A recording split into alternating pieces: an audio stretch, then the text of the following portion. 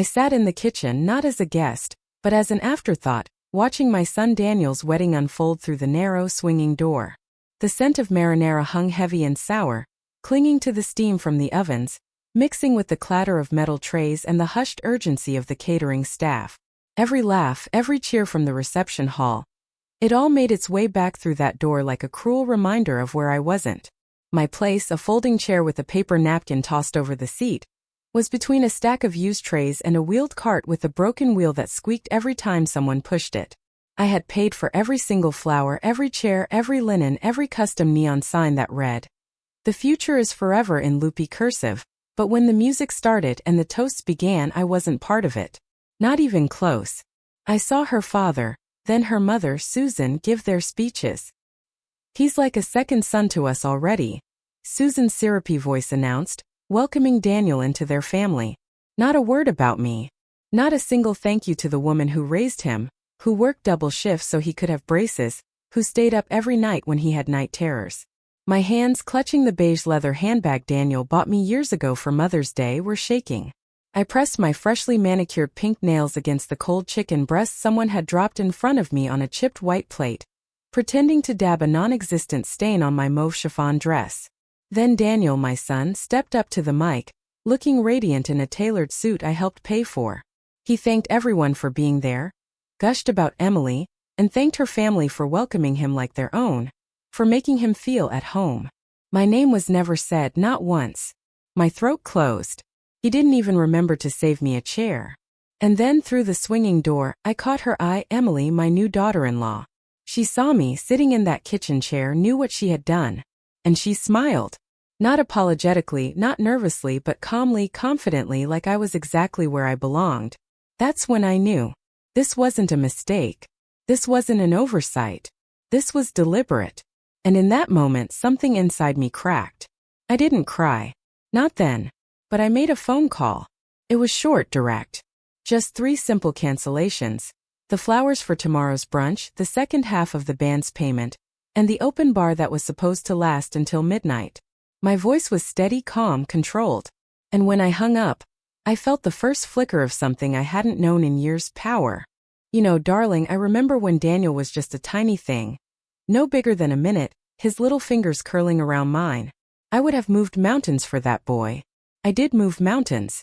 I remember the exhaustion, the worry that settled deep in your bones when you're a single mother, trying to make ends meet.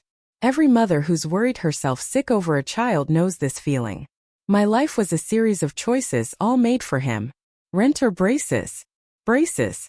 A new dress for me or a special toy for him? The toy always. I convinced myself that's what love looked like. That self-sacrifice was the highest form of devotion.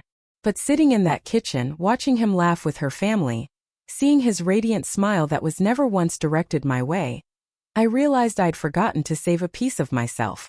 That night, back in the stiff hotel bed, the scent of kitchen grease still clinging to my hair, the perfume of expensive roses mingling with the sour tang of humiliation, I couldn't sleep.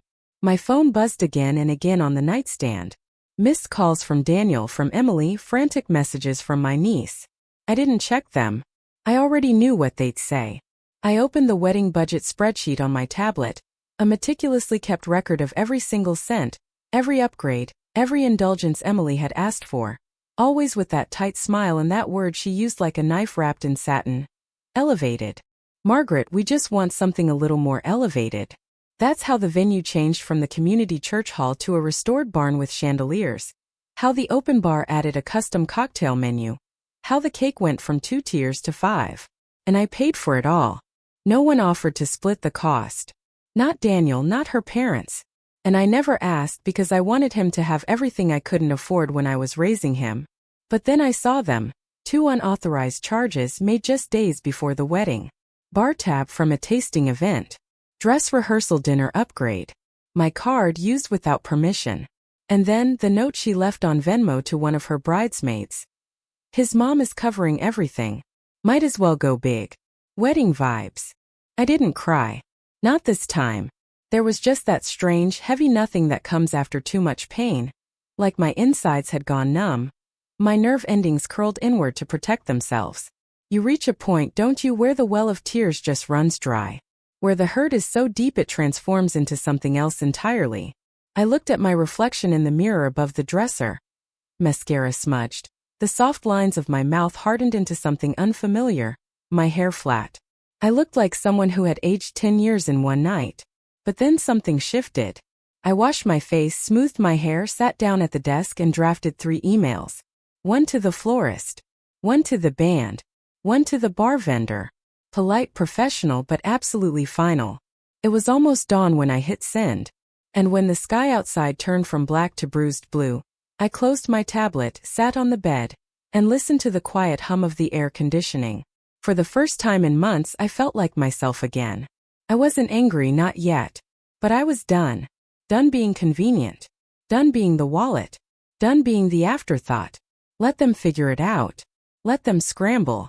Let them remember the moment the music cut off, the bar stopped pouring, the flowers never arrived, and wonder why. And maybe, just maybe, they'd remember who made that wedding possible in the first place. The woman in the kitchen, the one they didn't want in the photos. Have you ever felt that, darling? The sting of being invisible after giving so much? It's a wound that goes deeper than you think. I wanted to believe that my sacrifice meant something, that my love was enough to ensure I had a place in his new life. I guess I was naive. We all are sometimes when it comes to our children. The hotel room smelled like rose lotion and something faintly metallic. The comforter still perfectly made, untouched since I checked in 2 nights ago. 6 missed calls, 2 voicemails, a dozen messages. Daniel, Emily. Mom, seriously, this isn't funny. Margaret, I don't understand what's going on. Are you okay? Please respond. This is so childish. Childish. The word echoed like a slur, like a branding iron. When I closed my eyes, all I could see was her smirking across the reception hall, knowing where I was, knowing what she had done. And Daniel, my Daniel, letting her. The trust I'd carried in my chest like an old quilt, warm, familiar, felt shredded, like someone had taken scissors to it while I slept. I turned off my phone again. Let them spiral. Let the questions pile up. Let them realize the bar ran dry because I was the well. That the music stopped because I paid the final note.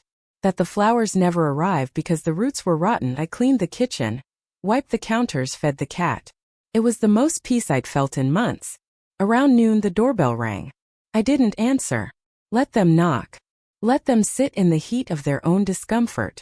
Later that night I posted a single photo on Facebook. Not of the wedding, not of me. Just a picture of the check I wrote. Blurred out the account number. Left the signature visible. No caption, no explanation, just that. A truth they couldn't deny. A receipt of sacrifice. And then I logged off. Not just from Facebook, but from the guilt, from the silence, from pretending this wasn't a betrayal. I didn't need their explanations, their spin, their justifications. Let them sit in the wreckage. I wasn't going to save them from it. The silence was the first sign they were scrambling. No more messages, no more calls, just a strange stretching quiet. Like the eye of a storm passing directly over my house. I could feel it, the tension, the waiting. They didn't know what I would do next. I didn't either, but it was going to be mine. Monday morning I brewed coffee and sat by the window again. No makeup, no earrings, just me and the day and the hum of the fridge. Daniel hadn't called since yesterday. His last voicemail had been short, stiff, defensive. You really made a scene, Mom. Everyone's talking. You embarrassed us. I don't know what you were trying to prove, but you crossed a line. I didn't even flinch when I heard it. Because here's the truth, one no one likes to say aloud.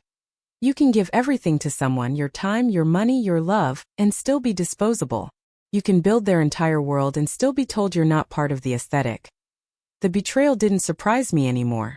What surprised me was how little I cared, now that I'd stopped begging for their approval. That morning I deleted his contact from my phone. His name, just the name. The number remained. I didn't need to forget him. I just didn't want his name lighting up my screen like it still belonged there. Around noon I went out for errands, grocery store, post office. Life continued. And in the bakery aisle, of all places, I saw Diane, my cousin, who'd flown in for the wedding. She smiled when she spotted me, but there was hesitation behind it. Margaret. Hey. I nodded. She stepped closer, lowered her voice. Are you okay? I met her eyes. Were you okay? I asked, watching me sit back there. She flushed. I didn't realize that was on purpose. I thought maybe you. No, I cut in gently. You didn't think. That's all. There was a long silence.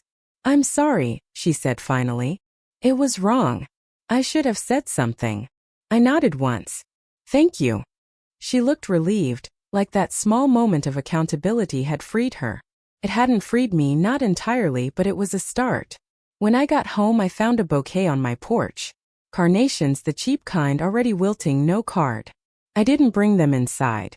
Instead, I walked them straight to the trash bin. Later that evening, I checked Facebook. The photo of the check had nearly 100 comments. Old friends, colleagues, neighbors, people I hadn't heard from in years. Some were confused, some were outraged, but most understood. One comment stuck out.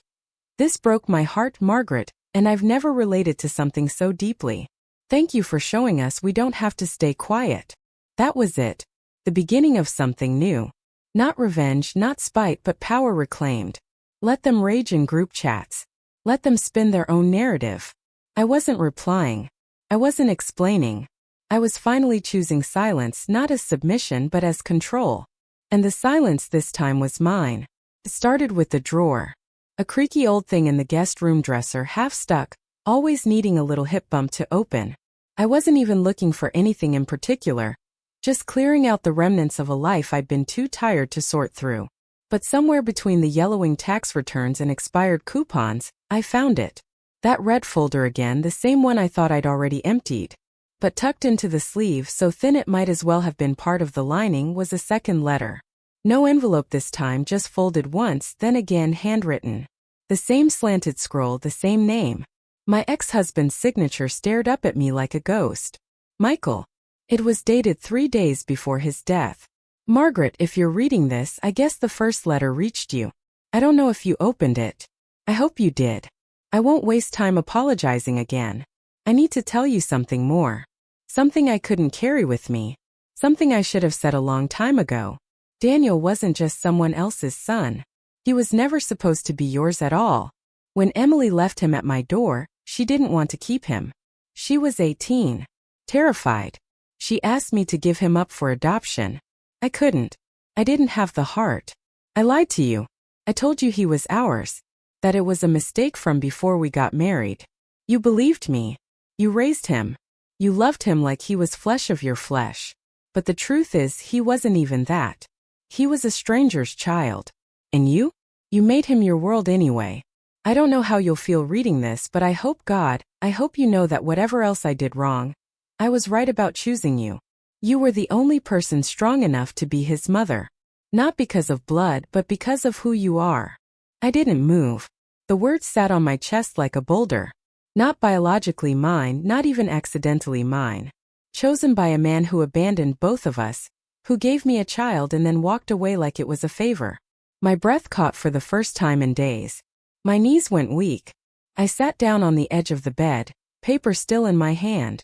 1,000 images flashed in my mind. The first time I rocked Daniel to sleep, his tiny fists curled against my shoulder. His first word, truck. The fever that scared me so badly I drove to the ER barefoot in winter. The science fair project he stayed up crying over when the volcano wouldn't erupt. His first real heartbreak. His laugh when he found out he'd gotten into college. Every moment I thought was ours. I had built my life around this boy. I had shaped my identity around being his mother. And now I had to accept something no woman should ever have to. He never truly saw me that way.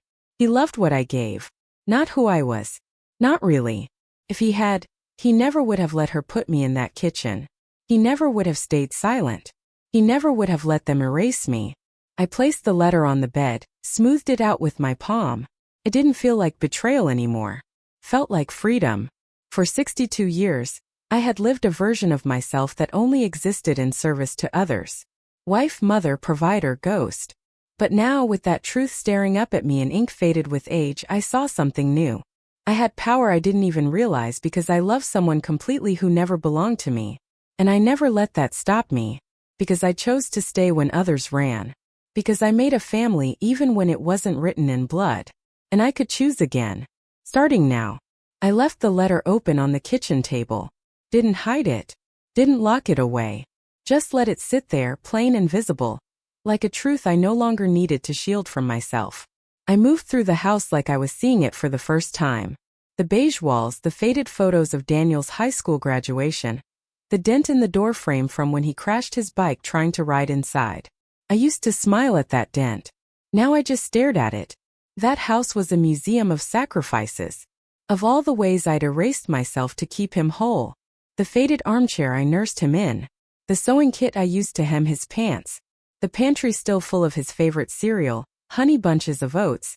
Even though I stopped liking it years ago. It hit me all at once. I didn't know what my favorite cereal was. I didn't know the last book I'd read that wasn't a parenting guide or something from the hospital's required reading list. I didn't remember the last time I spent money on something just for me. I had lived so long being his mother. I'd forgotten how to be a woman, a person. I poured myself a glass of water and sat on the couch. The silence in the house had changed. It didn't feel lonely. It felt honest. My phone buzzed on the side table. Daniel again. A long message this time. A different tone. I don't know what happened. I've been thinking about everything. Emily said she didn't mean to hurt you. I'm sorry if you felt excluded. If I felt. Not because you excluded me. Not because you left me behind. If I felt. It was still about his perception, his comfort, his distance from blame. I didn't respond. Instead, I picked up the remote and turned on the TV. The hum of a cooking show filled the room, calm, steady. My eyes drifted to the letter again. He wasn't mine. Not biologically, not legally, but I had been his until he made it clear I was no longer part of the family he was building. The ache inside me wasn't for him anymore. It was for the version of myself I had abandoned to raise someone who never once turned around to ask, "Are you okay, Mom?" All those years, all those birthdays I made special. All those Christmas mornings I stayed up past midnight wrapping dollar store gifts in perfect bows. All those you go sit, I'll do the dishes kind of days I never had because no one ever offered. I had been his background music, his safety net, his reliable silence. But no more. That evening I took every framed photo of us off the wall. Not out of anger, not out of spite, but because it was time to stop living in a shrine to a version of motherhood that demanded I disappear. I boxed them gently, wrapped the glass in old towels, labeled the box. Memories, not obligations. I cooked dinner just for me. A recipe I saw once on a travel show. Lemon butter pasta with roasted cherry tomatoes and garlic. No chicken nuggets, no side of mac and cheese, just what I wanted. I lit a candle while I ate. Played soft jazz. Set the table for one. It was quiet but not empty. It was the sound of reclaiming something. I hadn't realized I'd lost myself. The invitation list started with silence. No glitter pens, no gold foil, just a lined yellow notepad and the sound of my pen scratching across it. I wrote the names one by one.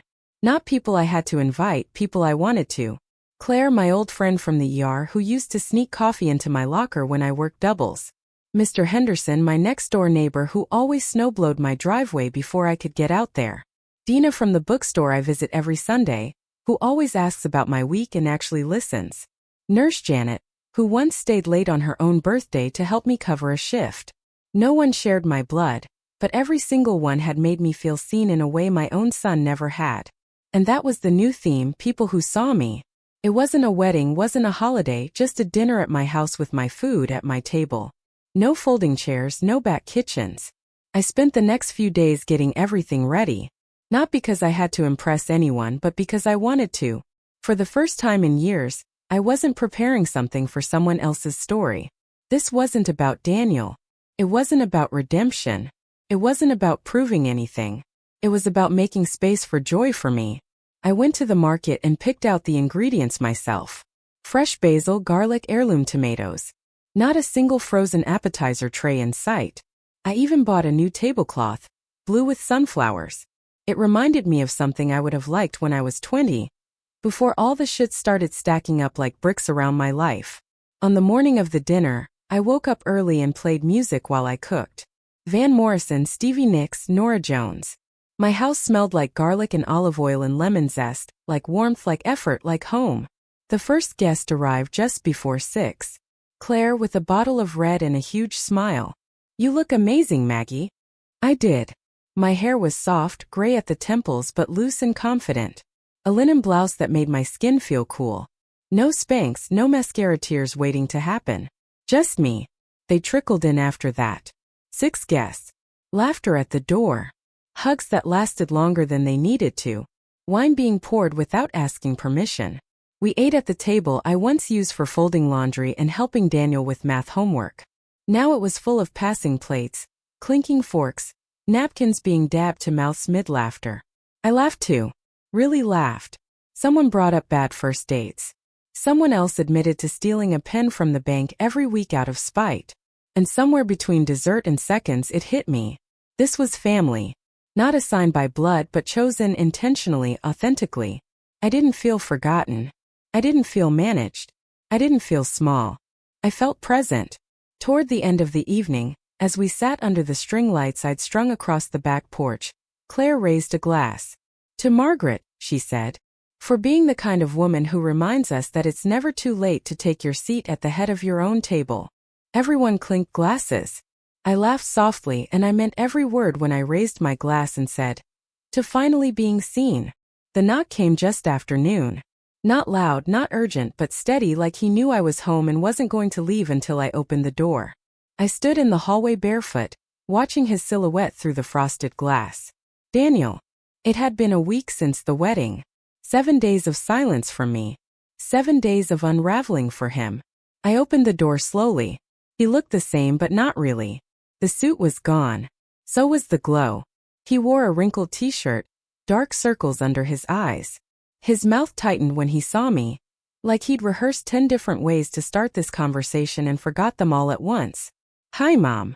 I didn't say it back. I stepped aside, let him in. He hesitated, then walked past me. The house was clean, quiet. Sunlight streamed across the living room floor. On the mantel, the photos were gone. Every last one of him. He noticed. His eyes flicked to the empty spaces. Where are the pictures? I ignored the question. Sit down, I said. Calm, flat. He obeyed, sinking into the armchair across from me. For a long moment, neither of us spoke. Finally, he sighed, ran a hand through his hair. I didn't come here to fight. I nodded. Good. He shook his head. I don't understand what happened. 1 minute everything was fine. And the next you're canceling things, posting checks on Facebook. That stung. He didn't ask how I felt. He didn't say, I'm sorry. He wanted an explanation. I stood, walked to the hallway closet, and pulled out a box, set it down gently on the coffee table between us. What's this? He asked. Receipts, I said. Every one of them from the last 12 months. Venue deposits, dress fittings, caterer down payments. I even covered the extra dance floor you wanted. Remember that. His eyes scanned the papers but didn't touch them.